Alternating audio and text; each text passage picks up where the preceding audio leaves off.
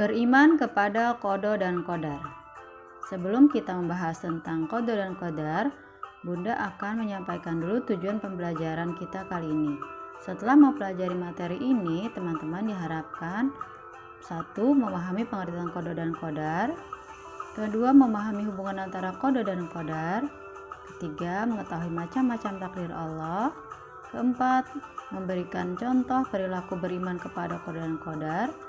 Dan 5. Mengetahui hikmah beriman kepada qada dan qadar.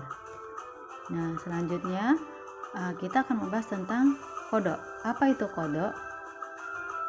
Menurut bahasa, qada artinya keputusan atau ketetapan. Sedangkan menurut istilah, qada adalah ketetapan Allah Subhanahu wa taala terhadap semua makhluknya yang telah ditetapkan sejak zaman azali. Zaman azali itu adalah zaman sebelum Allah menciptakan segala sesuatu.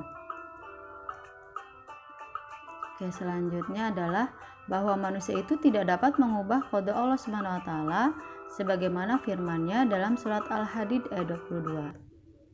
Bismillahirrahmanirrahim. Ma asaba min musibatin fil ardi wala fi anfusikum illa fi kitabim min qabli an nabra'aha inna dzalika 'alallahi yasir. Artinya, setiap bencana yang menimpa di bumi dan yang menimpa dirimu sendiri, semuanya telah tertulis dalam kitab Lauhul Mahfuz sebelum kami mewujudkannya. Sungguh yang demikian itu mudah bagi Allah. Itu dalilnya. Kemudian kita akan membahas tentang qadar. Apa itu qadar? Menurut bahasa, qadar artinya ukuran atau ketentuan. Sedangkan menurut istilah, qada adalah ukuran atau ketentuan Allah SWT yang telah terjadi terhadap semua makhluknya. Sebagaimana firman-Nya dalam surat Al-Qamar ayat 49. Inna kulla syai'in khalaqnahu biqadar. Sungguh kami menciptakan sesuatu menurut ukuran. Itu pengertian qadar. Beriman kepada qada dan qadar merupakan rukun iman yang keenam, sebagaimana sabda Rasulullah Shallallahu Alaihi Wasallam berikut. Al-imanu an tu'mina billah wa malaikatihi wa kutubihi wa rusulihi wal yaumil akhir wa tu'mina bil qadari khairihi wa sarrihi. Iman itu adalah percaya kepada Allah, para malaikatnya, kitab-kitabnya, hari akhir, dan takdir baik juga buruk. Selanjutnya adalah hubungan antara qada dan qadar. Manusia tidak ada yang mengetahui qada dan qadar atas dirinya. Qada dan qadar disebut juga takdir. Adapun takdir itu ada kalanya baik, ada kalanya buruk. Namun kita sebagai seorang muslim harus yakin bahwa apapun yang ditakdirkan Allah pasti terdapat hikmah.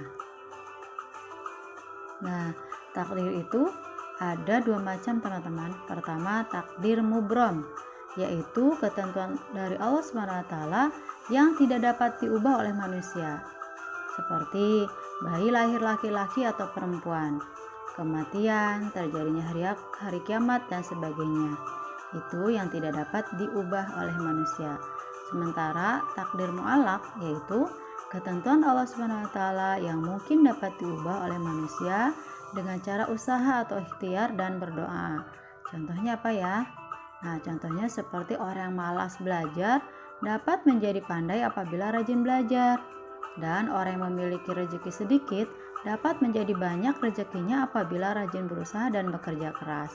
Itu takdir mu'alaq ya. Selanjutnya adalah tentang contoh perilaku beriman kepada qada dan qadar. Ini teman-teman contohnya, pertama sebagai seorang pelajar kita harus rajin beribadah kepada Allah Subhanahu wa taala. Kedua, belajar atau bekerja dengan sepenuh hati. Ketiga, menerima ketetapan Allah Subhanahu wa taala dengan lapang dada. Keempat, belajar dengan sungguh-sungguh agar pandai. Kelima, selalu meningkatkan potensi diri. Itu yang dapat kita lakukan sehari-hari dalam merealisasikan iman kepada qada dan qadar. Adapun hikmah dari kita beriman kepada qada dan qadar, yaitu pertama, akan sungguh-sungguh berusaha dalam kehidupan. Dalam menghadapi hidup, kita harus berusaha sekuat tenaga untuk mencapai yang terbaik. Suatu kenikmatan dari Allah SWT tidak datang begitu saja tanpa adanya usaha atau ikhtiar. Kita tidak pantas berputus asa. Pada hakikatnya Allah SWT tidak akan mengubah nasib kecuali kita sendiri mau berusaha untuk mengubahnya. Dan yang kedua, sabar menghadapi cobaan.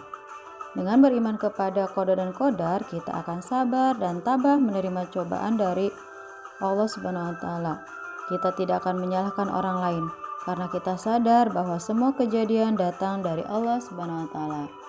Dan yang ketiga, senantiasa tawakal dan senantiasa selalu berserah diri atau tawakal. Tawakal artinya berserah diri kepada Allah SWT setelah berusaha dan berdoa. Tawakal bukan berarti pasrah terhadap keadaan serta tidak mau berusaha lagi.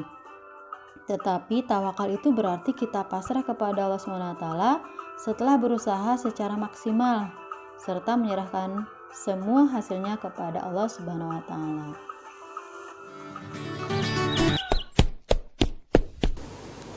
Zahra, sedang belajar apa, Nak? Ini loh Mi, tentang materi iman kepada qada dan qadar. Bedanya qada dan qadar itu apa sih Mi? Qada adalah ketetapan Allah yang sudah dicatat sejak zaman azali. Zaman ajali, itu kapan Mi? Zaman azali adalah zaman ketika manusia, bumi, dan seisinya belum diciptakan. Pada saat itu, Allah sudah mencatat apa saja yang akan terjadi pada ciptaannya, mulai dari manusia lahir hingga meninggal. Bahkan daun yang jatuh pun Allah sudah mencatatnya. Gitu ya Mi, kalau qadar itu apa? Oh, kalau qadar atau takdir adalah perwujudan dari qada. Kenapa sih Mi, kita harus percaya sama qada dan qadar? Wah, anak Umi pintar pertanyaannya. Umi punya cerita loh. Apa-apa? Pada suatu hari, ada seorang penjual siomay. Setiap harinya, ia selalu berjualan berkeliling kampung. Seperti biasa, setiap jam 9 pagi, ia menuju sebuah SD yang menjadi tujuan utamanya berjualan. Namun, pada hari itu, waktu jam istirahat tiba, sekolah itu amat sepi. Dan Mang Siomay bertanya pada warga sekitar, "Bu, ini kok sepi? Apa anak-anak udah pulang?" "Oh iya Pak, anak-anak tadi udah pulang lebih dulu, soalnya ada rapat di sekolah." "Walah, terima kasih Bu." Wah, kasihan ya Mi, penjual siomaynya. Iya. Kemudian Mang Siomay beranjak untuk mencari tempat lain untuk berjualan. Hampir 1 jam berkeliling, ia tak mendapatkan pelanggan satupun. Hingga pada akhirnya Mang Siomay berhenti di sebuah sekolah. Dan ternyata di sana juga sudah banyak penjual siomay yang lain.